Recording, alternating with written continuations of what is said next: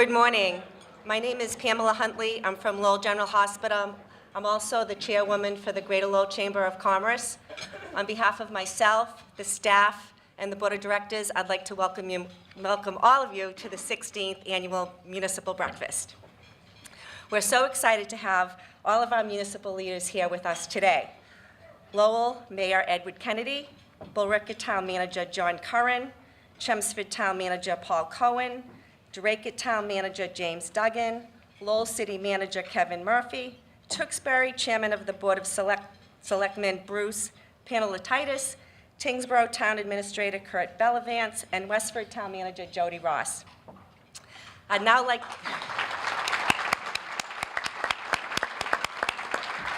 I would like to ask Mayor Ed Kennedy to come up and welcome you to the city. Thank you.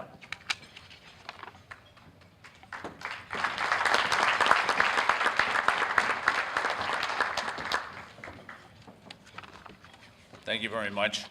Sometimes I wonder if I could just get up and say, welcome to the city, and then just go sit down, and if that'd be enough. I'm not sure if it would. Anyways, good morning, everyone. I'm happy to be here this morning with members of the Chamber of Commerce and the municipal leaders from the surrounding communities of Billerica, Chelmsford, Drake, Tewksbury, Tingsboro, and Westford. As the mayor of Lowell, I am the chairman of a city council that is extremely interested in economic development and creating economic opportunities for existing businesses in Lowell and the greater Lowell area. It is easier to achieve those goals if you have a business community and a chamber of commerce that works with municipal government in a collaborative effort and for the common good.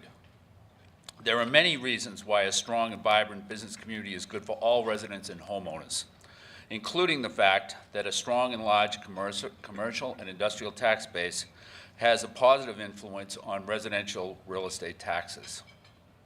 In Lowell, we are fortunate to have a healthy relationship between municipal government and the business community. It has been a major reason for our past success and will continue to be what sets us apart from other mid-sized New England cities that compete with Lowell for economic opportunities.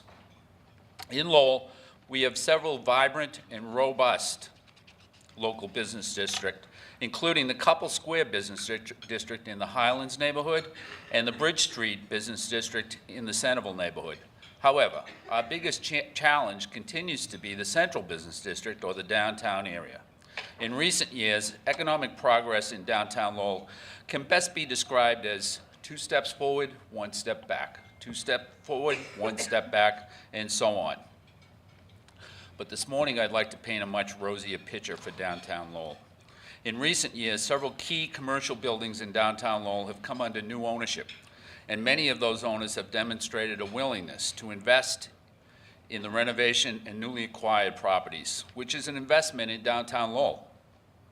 In recent months, a large committee of talented volunteers has been brainstorming over ways to turn the Lowell canals into an attraction and enhance the downtown environment. The city continues to make progress regarding economic development in the adjacent Hamilton Canal District.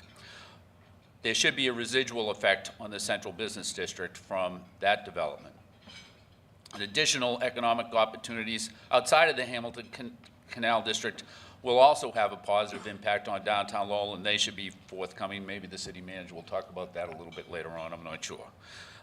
The potential of a business improvement district would go a long way towards making the Central Business District an attractive and an inviting retail district. There's a lot to like about Lowell, and there's a lot to like about Lowell's future. However, a key component is the willingness of the business community and municipal government to work together as a team. Thank you very much, and thank you to the Chamber for having us all here this morning. Thanks.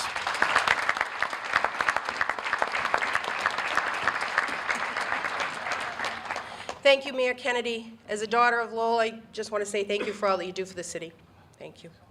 I'm Judy Burke. I'm the Vice Chair of Greater Lowell Chamber of the Chamber Board, as well as the Dean of Corporate and Community Education and Training at Middlesex Community College.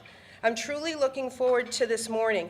Many of these municipal leaders have become my friends and colleagues from working with the Middlesex 3 Coalition. They are a hard-working, dedicated group of professionals. Thank you all for being here. We have a great program in store, and it would not be possible without the support of our sponsors. Circle Health, Lowell 5, National Grid, 980 WCAP, Washington Savings Bank, Align Credit Union, Enterprise Bank, Eastern Bank, Leahy Health, Jean D'Arc Credit Union, Marcotte Law Firm, Sage Bank, UMass Lowell Inn and Conference Center, and a special thank you to Trinity EMS, who is not only today's premier sponsor, but also our 2016 Government Affairs sponsor.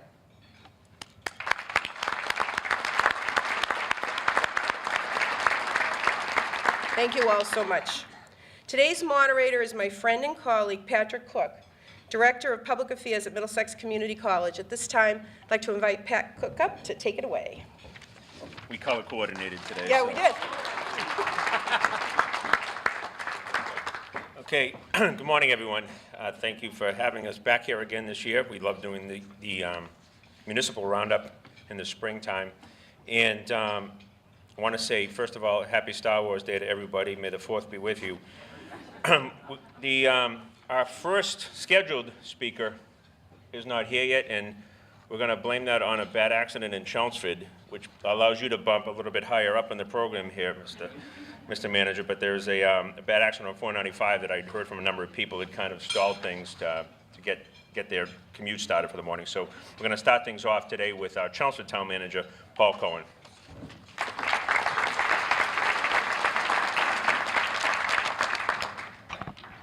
Thank you and good morning. Just want to pull up my phone. They tell us to take 5 minutes, and I pride myself on not going over the allotted time. I got you right You got me right here. Okay, that's good. Thank you, everybody, and I'm just pleased to report the status from the town of Chelmsford. We just wrapped up on Monday evening a very successful town meeting sessions where we finished our work on our budget and sort of the operational plan for the year ahead. And the situation is good. I mean, I think objectively people commented it was a very efficient town meeting, very positive, and everyone's looking forward to another successful year. We were able to increase our funding for our public schools by $1.65 million. We purchased a new fire engine. And basically situations are really well. In terms of the business climate, which is obviously our paramount concern, we're seeing a revitalization in our downtown area. Within the next 3 weeks, there'll be the opening of Andiamo's restaurant, which is to be located in the former Purity Stop and Shop, Marshall's Plaza in the center across from the Adams Library. It's got a great venue. There's already a Novo restaurant in that area. There's a small Greek restaurant that's opening as well. And really, you can see this resurgence going on in the center of the community. And right across the way from there, as I said, where the Adams Library is, we're right now constructing additional green space at the library. There'll be additional sidewalks. And basically, it is going to be a much improved walking and commuter situation in the downtown area. Adjacent to that, as you head towards the Bruce Freeman Rail Trail, plans are being unveiled in the next 2 to 3 weeks on a 54-unit market rate housing project, which again is going to bring people into the downtown and really be a cornerstone for the revitalization of historic Chelmsford Center. And we're really excited by all these components that are going in. And then we see the gears starting to move for the revitalization of the Oddfellows building, which is at that Santander Plaza by the Fisk House right in the center. So it's tremendous. There's also a Mexican restaurant coming into the center at the Sweetser building, right at the corner of Chelmsford Street, right off of the center as well. And even if you go a little further away from there, the former site of the fire headquarters in the center, which is now a cleared site, is going to be a public garden that the Chelmsford Garden Club is undertaking with the cooperation of the abutters and the town and donations from residents and so forth. So truly there's a lot going on with the center of Chelmsford and the revitalization, and obviously our anchor being the Chelmsford Center for the Arts. And so we're really seeing a revitalization into the center of the community, making it a destination, and clearly external aspects such as the expansion of the Bruce Freeman Rail Trail into Acton and over to Concord is only going to help revitalize that area. If you go into our other business district out up in Drum Hill, you're seeing the construction of the Auto Fair Nissan dealership, And you're also seeing that big mountain being created in the capping of the landfill behind the Walmart area, which we believe will eventually be a solar farm development. Throughout the community, again, our issues are focused on quality of life for our residents. We're in the midst, and probably within about 6 weeks, will be done a revitalization over at Varney Playground, which is up at Freeman Lake in North Chelmsford. There's new parking and drainage and a new athletic court for basketball, as well as the restoration of the historic bathhouse. There's also, will be opening within the next several weeks, probably within 4, I would say, a new dog park at the intersection of basically by Princeton Station on Richardson Road, and we know that's going to be a regional draw. It's a $250,000 dog park. It's quite a facility, and we're real proud to be opening that soon.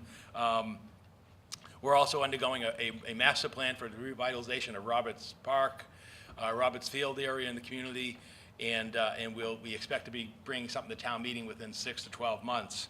And probably the biggest thing that's going on, and it's what we see in all the communities, is the school system. We're in the midst right now of a comprehensive assessment of our school facilities. That work will be a 4th visiting session this evening. We expect the plan completed next month.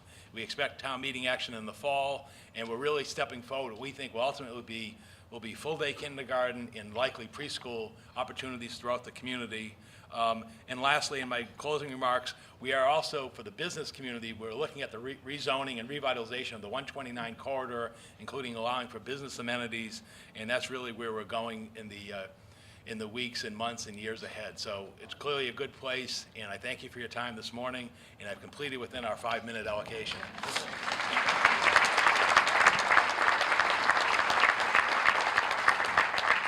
Also want to congratulate the town for they've got Hollywood in town doing some filming out there right now, out at the Hong Kong yesterday. I don't know where they're heading to next, but you ready for your close-up? Yeah. Okay. Danielle's going to kill me for a couple of reasons here. Number one is because I went off script and I followed things alphabetically here on the speaking order, so we're going to stick to that, but also because I forgot to remind you, everybody knows how savvy she is with the social media, that for anybody who's taking pictures or tweeting it live today, if you could use the hashtag of GLCOC on your tweets, we'd very much appreciate that to help spread the word, the good work that the Chamber's doing. So next up, we're going to bring up from the town of Drake, Town Manager Jim Duggan. Last time you were up here, Jim, it was a roast of sorts, so I think today's going to be a little gentler crowd for you. So.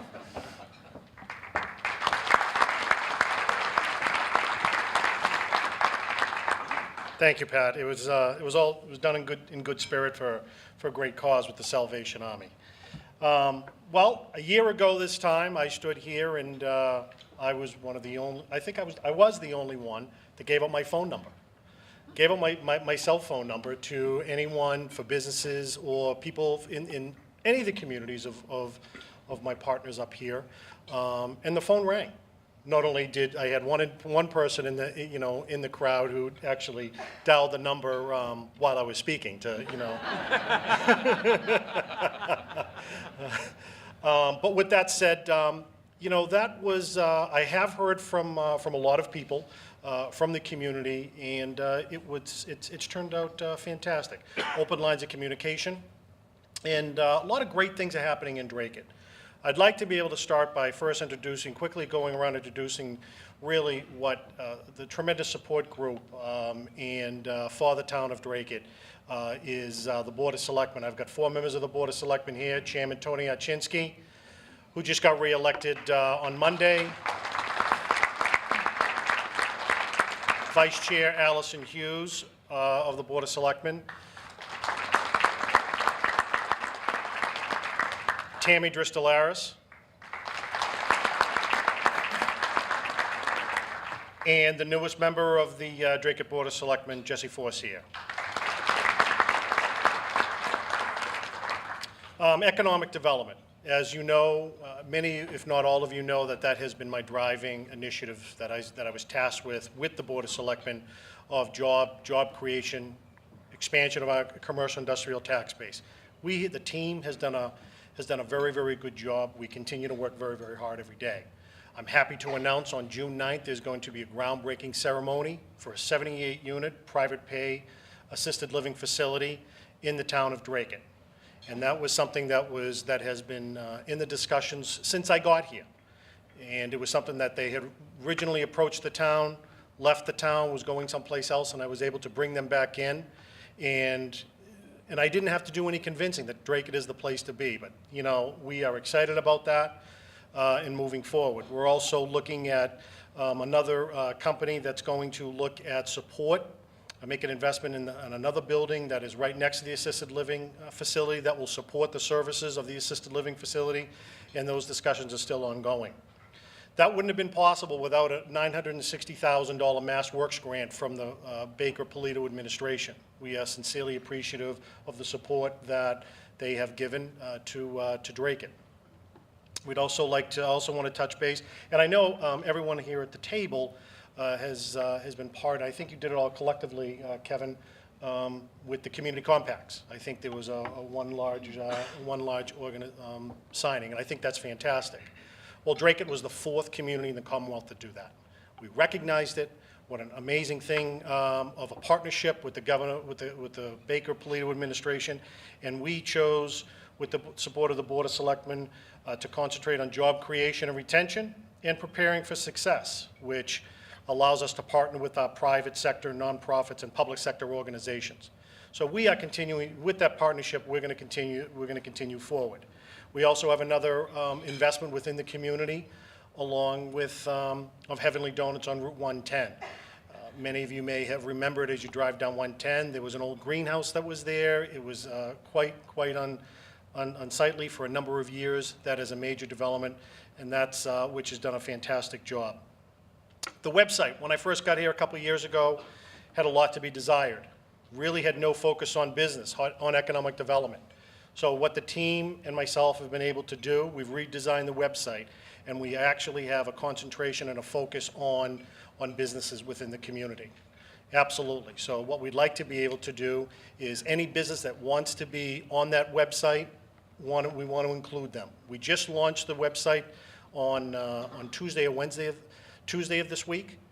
And what we want to be able to try and do is we're going to do some outreach efforts for area businesses, and if anyone is interested to be part on that website, to advertise on that website in that area, happy to do it, and I want to support you. We also have some, at town meeting of last November, what we're able to do is along Route 110, which is a major thoroughfare, as we all know, we've been able to rezone a lot of the properties right along Route 110. So as we see the construction of Route 93 with the cloverleaf that is up there, now you're going to see the advantage of being able to develop those commercial industrial properties along Route 110. We're excited about opportunities there. I've taken a little bit of a different approach. I know in Drayton, there's a niche there that there's a lot of businesses at home. A lot of people work from out of their home. So what we have done, not only to Drayton businesses, but also to the businesses in the surrounding communities. We opened Town Hall. We actually have, we meet once a month, and we started it last month, and we're going to meet again this month on the 17th. We're inviting people in to network, to talk, to basically introduce each other with everybody, and just to, because that's something that, you know, you could have a website, you could have anything like that, and that is an area that people are able to communicate with each other, and things have been able to market what they do with each other, which I think has been fantastic. So we're opening up Town Hall for all those home business to be able to have discussions with each other. How am I doing for time? You're okay. Thanks. Other things that I'd like to be able to do is we also have some other exciting business investments within the community that you will see in the coming months for announcements. I would love to be able to do that, but at this point, you'll see some big changes, you know, coming into Drayton. We've also been able to energy-related issues within the town. We have looked at Lodestar Energy LLC. We've been able to take our net metering credits, and we've been able to get a 30% reduction of what is offered through the Department of Public Utilities with that, and for our town and school buildings, so the remaining ones that we have. We also have initiated, and this is a conversation I had with the city manager, Kevin Murphy, when I first got here, about the municipal aggregation and how Lowell did it. Well, we were able to get with 23 other communities, and we were able to get such a price that it's going to save our homeowners and our businesses an average of $150 to $200 a year, which is fantastic. Financially, we've been more aggressive on our tax title issues. We've also been more aggressive on our personal property tax issues. What we've looked at is, in regards to tax title, we've been able to recover over $350,000 in delinquent taxes. And by this aggressive approach, we've been able to put back into the general fund and invest it back into the community. We've also taken initiative for the past couple of years on neglected properties. I just don't think it's the right thing in order to have neglected properties for individuals that just don't care. It brings down the property values, it hurts residents, it hurts quality of life, it hurts businesses. We've been able to levy fines of over $200,000. It's Chapter 40U, and we've been very aggressive at that. And so it's something that I hope goes away, because I hope that it eventually goes away and we won't have to be so aggressive in that area. Public safety, there has been discussion with the potential of the regional communication system dispatch center with Tewksbury of actually getting denied. But, the Dracut and the Tewksbury teams went and met with the Secretary of Public Safety, and we had a very open, a good conversation, a constructive conversation. And what we've been able to do is now we're going to circle back and we're going to have a meeting early next week to see how we can make this work. And what that's going to do, it's going to be able to bring state-of-the-art emergency communications to both communities, and it's also going to be able to, we're going to have the jobs, save the jobs, but have a savings that's going to come back to Dracut of approximately $150,000 to $175,000 a year, which I'm going to reinvest back into the public safety areas. Housing, and what we're looking at is the Board of Selectmen and the administration will work with the Dracut Housing Authority in having the future site at 114 Greenmont Ave, which also the property comes out onto Bridge Street. We're going to have approximately 25 units for senior housing there in Dracut for the Dracut Housing Authority. So that's an exciting project. We have town meeting on June 6th. We're looking forward to it, and we are looking for, I know it was part of the governor's initiative, looking at giving the opportunity to local municipalities with his bill, but we are going to seek 4 additional liquor licenses. We have two upscale casual restaurants that are interested in the community that we're going to apply 2 of those licenses to those type of venues. So June 6th, and looking forward to another fantastic year. And I can't say enough what a great support the Board of Selectmen have done, in all these initiatives. Thank you.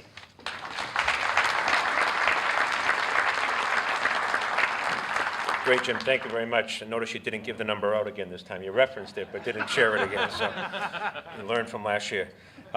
Next, I want to bring up from our host community here, somebody who's been a great friend of Middlesex Community College when he was in the State House, and now that he's moved up the street from us at City Hall, has been a tremendous leader for the City of Lowell, Lowell City Manager Kevin Murphy.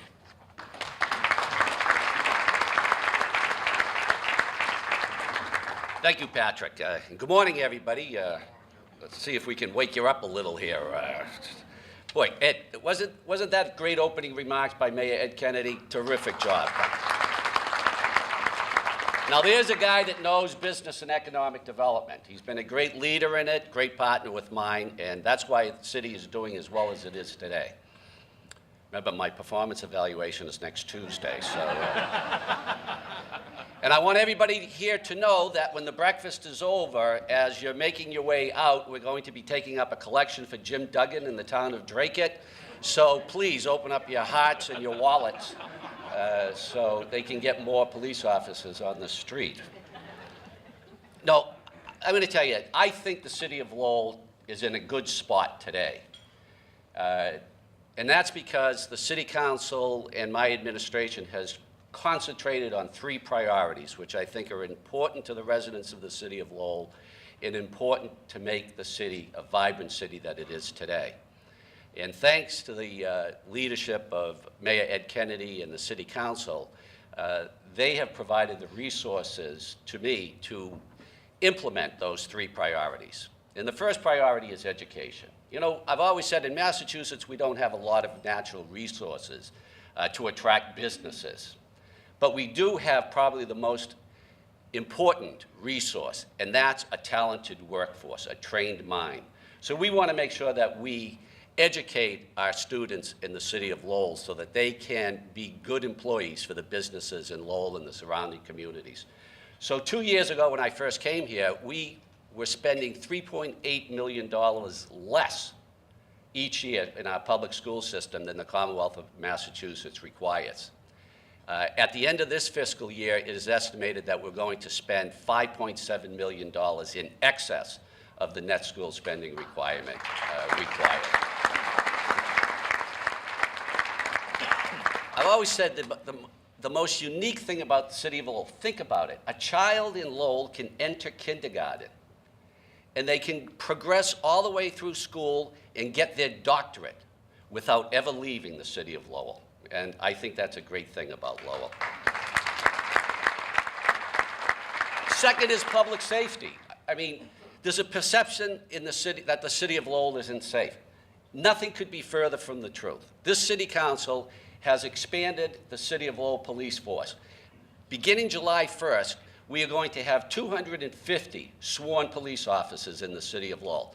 That hasn't been accomplished since the days of Bill Clinton and the money that he poured into the cities and towns to increase the police force. But it's not only increasing the amount of police, but it's deploying those police properly. And our superintendent of police has done that incredibly in the city of Lowell. And I think the city of Lowell a year ago and compare it to today is a much better place when it comes to public safety. And I think that means a lot, not only to the residents of the city of Lowell, but the businesses that are in the city of Lowell, because customers are going to feel safe coming in to do business at their establishment, and their employees are going to feel safe in the city of Lowell. And the third is economic development. We've made great strides in the past 2 years in economic development. What we've done is we've attracted or allowed or incentivized businesses to locate or expand their base in the city of Lowell.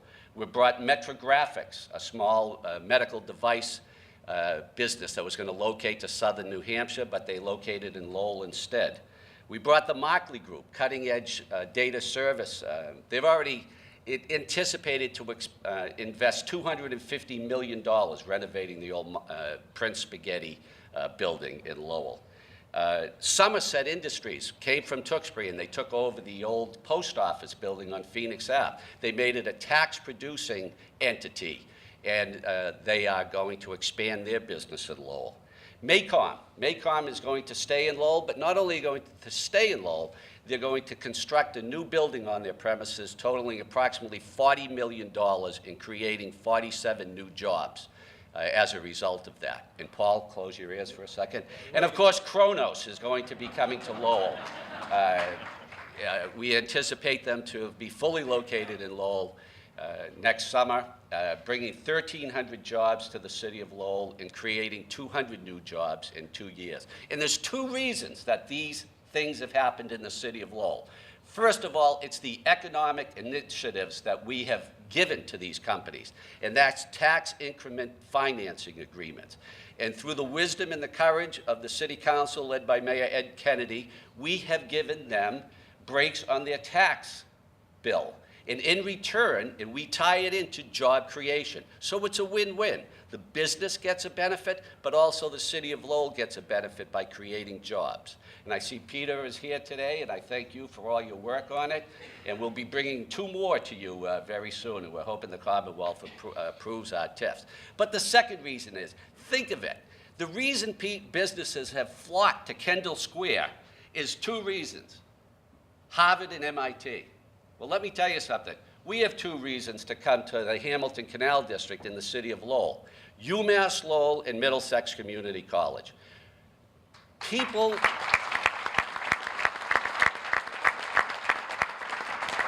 I read an article in the Boston Globe last Sunday, is that the state of New Hampshire has the 2nd lowest unemployment rate in the nation. It's 2.6%. But they also have probably the longest waits to hire talented people because they don't have the talented workforce in New Hampshire that they need to fill all their jobs. It's like a 6-month wait to get a computer software analyst or something like that. That's not what it's like in Lowell. We have a talented workforce right now that's ready, willing, and energized to perform well for businesses, and that's why they're coming to Lowell. I think we're in a great shape. We're going to get even better. We look forward to working with the business community in the future, and thank you very much for hosting this.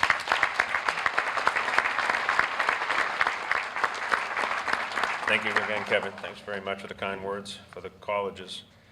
Before we get into our next speaker, we just wanted to take a moment to veer off script for a second to congratulate a few members of the chamber, some of whom are here with us this morning. We wanted to give a big round of applause. I know we saw a lot of you last night at the Lowell Memorial Auditorium for Enterprise Bank's Celebration of Excellence event, which, once again, set the bar pretty high. And congratulations to all the folks from Enterprise who put that together and also who are here with us this morning.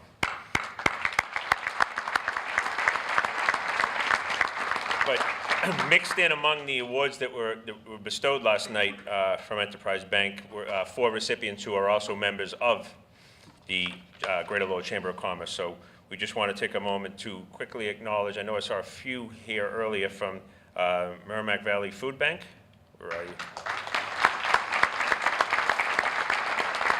Karen Egmont and the Lowell Community Charter School. Mill City Environmental. And Watermark. Congratulations, everybody. Next, on behalf of the town of Tewksbury, going to bring up the Chairman of the Board of Selectmen, Bruce Panelitis.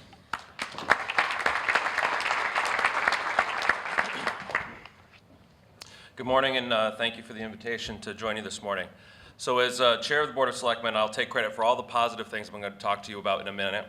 And since I've only been the chair for about a month, I'll blame any of the challenges on my predecessors. So anyway, Tewksbury has been on a steady pattern of growth and disciplined fiscal policy implementation. It's led to our bond rating being increased twice in the last handful of years, including to AA+ recently here in 2016. Monday night, we had the first half of our annual town meeting. We passed our FY17 budget with almost no debate. And tonight, we'll hold the second half of our annual town meeting, as well as a special town meeting. We'll have the opportunity to utilize about $2 million from our stabilization fund to buy a new ladder truck for our fire department, and also fund a feasibility study for a new elementary school. We're still not sure whether it's going to be 1 school, 2 schools. We're trying to replace 4. But the fact that we're able to utilize those funds from a stabilization fund and not go to borrowing is a very important step for us. We've been fairly busy as a board and as a town administration.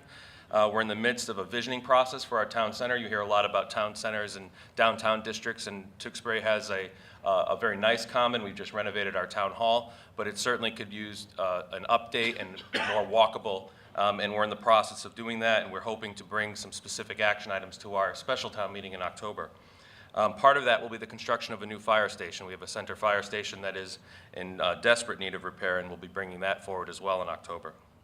We also have to update our DPW facility, and that again will be October. So we have a lot of capital projects that are coming down the path. And again, the most important one for us as a community is the elementary schools. All 4 of our elementary schools were built, I think, in the 50s and 60s, and they've certainly outlived their expected lifespan. As far as economic development, Tewksbury is an economic target area, and we have offered TIF packages in the past. Most recently, Thermo Fisher, who moved to our community several years ago, we were able to work with them and bring them into town.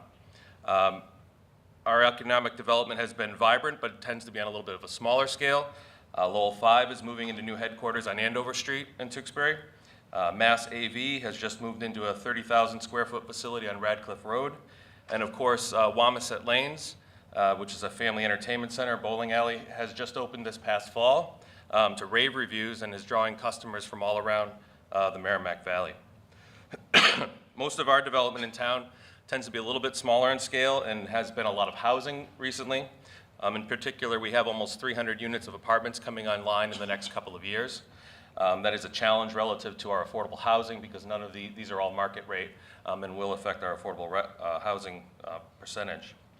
Up and down Route 38, where we have a lot of mixed-use development, many of our either rundown or vacant buildings have been knocked down and rebuilt, and we have a lot of mixed-use housing and small retail commercial development going on.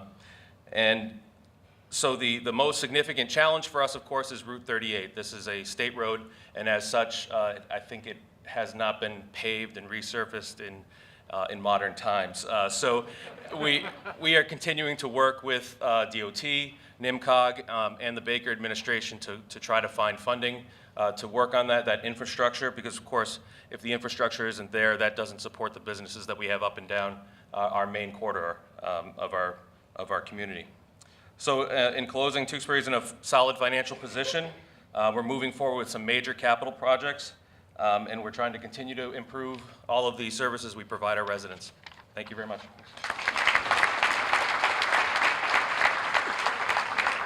Thank you very much, Bruce. We're moving right along here quickly in the agenda, so I think we're going to have time for a couple of questions at the end. If that is questions at the end, if we can cram a couple in at the finish here. Next up, we're going to have from the town of Tingsboro, staying in alphabetical order here, Town Administrator Kurt Bellavance.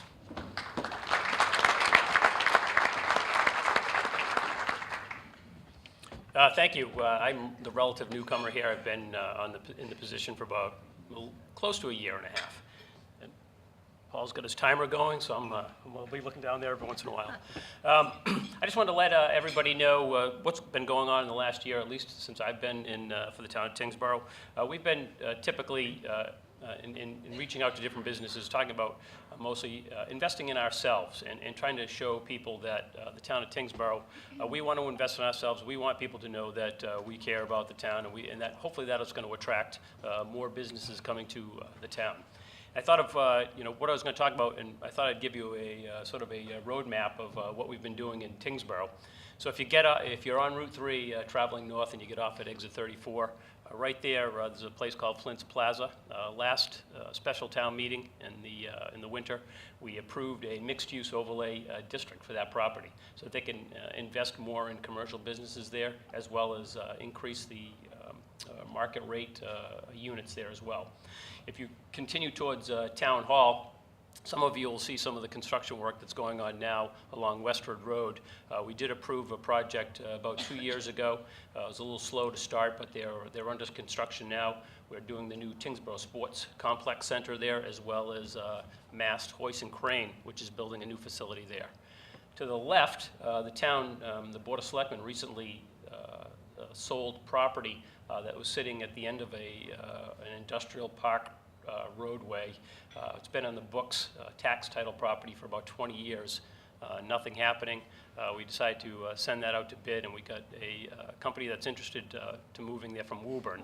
So we're happy to see that move forward as well. As we continue down Westford Road, we'll start the sewer infrastructure project. So we approved that last town meeting. It's a $5.6 million sewer infrastructure. This is the first phase of 2 phases. What we want to do is basically connect all the way up to the boundaries of New Hampshire into Nashua. So we think that's going to be a huge driving force for attracting additional businesses into Tingsboro. The Sewer Commission and the Board of Selectmen and the townspeople recognize that we need to have the infrastructure in place as well.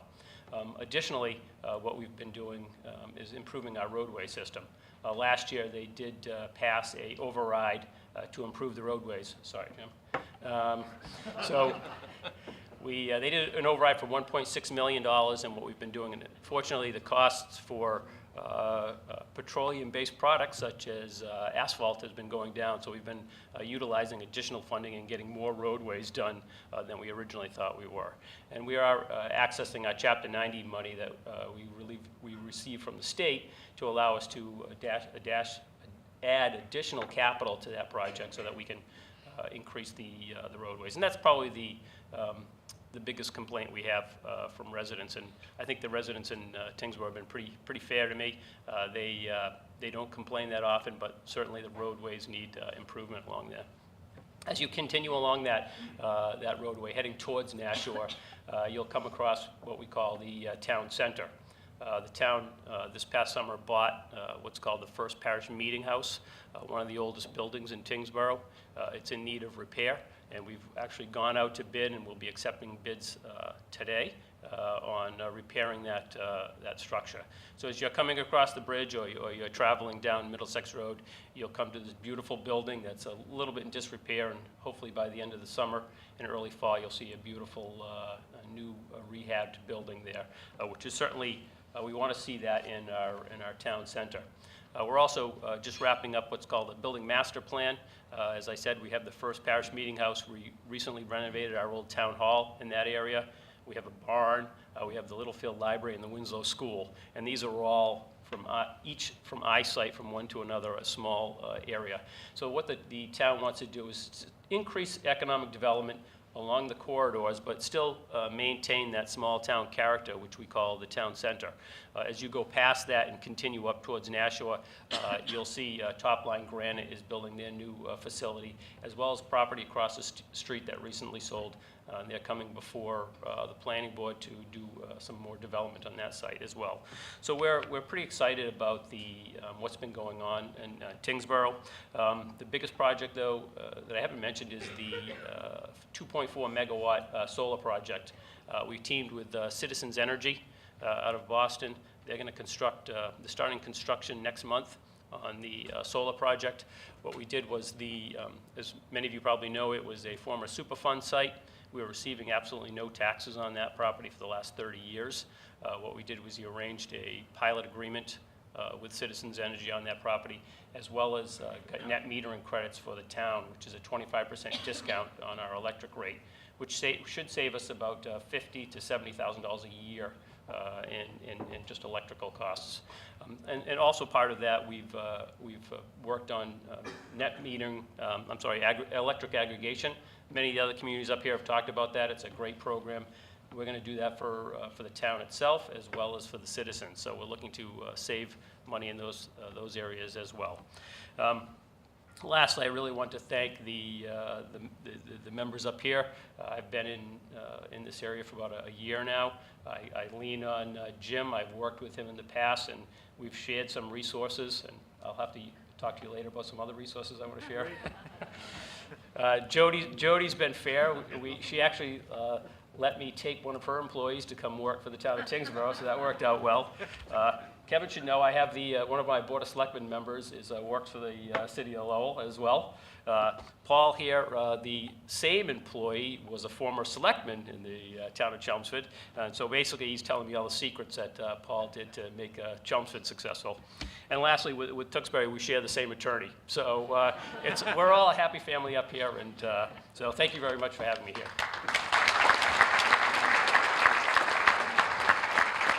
Thank you very much, Kurt. I noticed you didn't say that Jim had shared his cell phone number with you, but that's okay.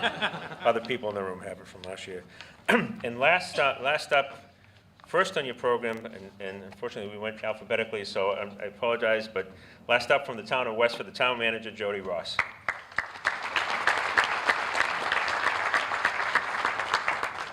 Thank you. I'm going to use my timer like Paul does, but I hope it doesn't distract me, so just let me get going. So good morning. I'm new to Twitter, so if you're tweeting, tweet Westford Rocks, or you could tweet Jody Rocks, but they'll just think you misspelled my last name. So, but anyway, I am new to Twitter, and I did tweet and gave the chamber a little hashtag there. So our town election was last night, very exciting. We've been in the Lowell Sun a little bit and don't believe everything you read, but I guess another letter came out today, so hopefully that'll die down. Our town meeting was April 2nd. It was the best town meeting I've been to in 20-something years. Lots of engaged residents, pretty much equally divided on every issue, but it was fantastic, and sidewalks have been a big deal in our town. Half the town wants them, half the town doesn't want them. So in the end, we are going to get a new sidewalk on Main Street. One of the other issues was Drew Gardens. I don't know if you're familiar, Eric Gardens, Drew Gardens. Well, Ebby Mazeldon, I think it's pronounced, from Groton bought that property and wanted to put in a new kind of Gibbet Hill restaurant and facility. So that went to town meeting because there is an agricultural preservation restriction on those properties. Unfortunately, it failed. Well, unfortunately, because I was looking forward to a new restaurant, but he is going to bring that back, and we'll take it to another town meeting to see if the town will support that. We banned polystyrene in Westford, and so any of the food containers that you have, that's going to be banned as of July 1st for both the town businesses and for the town itself. So we are selling our town farm, which is not a farm, it's actually a building. It used to be the Poor Farm. So if anybody's interested, I actually have the stats on that, and it's 11,000 square feet building. It was built in 1837, and it needs $3.5 million of repairs, but, you know, we'll probably sell it cheap to you. So if anybody's interested, you know, please let me know. I have a little brochure on that. So what else is going on? So some recognitions. I love to come here because I get to brag about Westford. I've been here 8 years. So far, just Paul and I are left. But Paul, don't leave, okay? So anyway, the crew has changed here. But our schools consistently rank in the highest. We ranked 8th best in the greater Boston area this year. ADT ranked us one of the 25 safest cities. Value Penguin, who I don't know, .com, they ranked us number 3. So I'm mentioning them out of the 10 safest communities. Circle Health and Emerson Bank are here. They're building gardens at our schools. So we're going to have vegetable gardens at all of our elementary and middle schools this year. So we want to thank them for that. And also they help us with shingles and dental programs and keep us safe. Fox 25 is coming out to do Zip Trip in our town, which I'm very excited about. That'll be August 12th on our common. Ooh, I gotta speed up a little bit here. So we had an economic development self-assessment this year, which we did with the Northeastern Dukakis Center, and what we learned is we compare very favorably to other towns, except in permitting we're a little slow, so we're going to work a little bit on that, and also we don't offer a town-wide sewer system. But otherwise, we did pretty well. There's a big building for sale in our town, Courier. It's a 250,000 square foot building, and the Very Fine building, which was a 60,000 square foot on Route 110, I believe, just sold at auction for a very good price. Whole Foods is coming to town. That's the most exciting thing that has happened in Westford in the 8 years I've been there. And I'm actually going there from here at 9:30. I cut the ribbon, and then we get to shop. And I went there for a walkthrough with the selectmen and several others the other night. Who knew you could buy organic bras? Like, I didn't know that. So anyway, I told the selectmen that I need a raise so I can actually find out what that's all about. So Orchard Square is a new development that is coming to the old Tiki Lounge, not the Tiki Bar, but the Tiki Lounge is finally being rebuilt. We'll have 8,000 square feet of retail and a 7,000 square foot restaurant. I'm told it's going to be very exciting, new restaurant, and then a bank. I don't know which bank, but that's coming to town. Abbott Mill, those of you who know, the Abbott Mill was renovated into 125 apartments. He's now expanding into Abbott Mill Phase 2. We did get a grant from the state, so thank you very much. And I see Peter sitting back there. A $200,000 grant to put a water main in. Westford has a new healthy community initiative. We have 88 committees, but we formed another one, which is great. And so we just developed a complete streets policy. We're adding sidewalks, as I mentioned, the gardens, and so on. So we're trying to get our residents to be more healthy. Every year, I'm a little bit over, but I'll be done in a minute. Every year we hold a strategic planning retreat at Kimball Farm. It's open to all of our residents. It's free. We feed them. We have an ice cream bar. And this year we're talking about our municipal buildings. We have several that we're building. The fire station you've probably read about. We fired our architect, and now we're going out for another architect.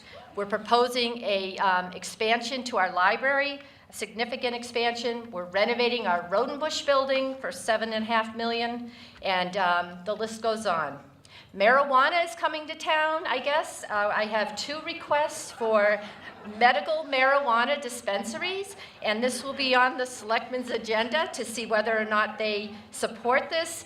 3 Land Drive and 110 at Littleton Road, 317 Littleton Road. So we'll see if the selectmen support that initiative.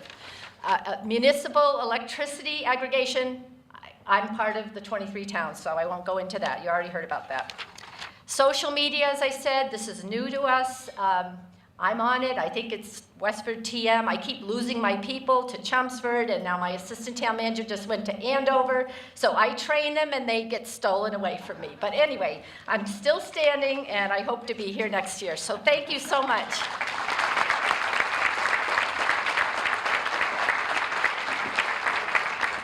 I'll tell you, that wasn't planned, it was purely by accident, but it's a good thing we had Jody last, because it's going to be hard to follow up marijuana and organic bras at Whole Foods with any other speakers. Thank you all for coming this morning. Enjoy your day.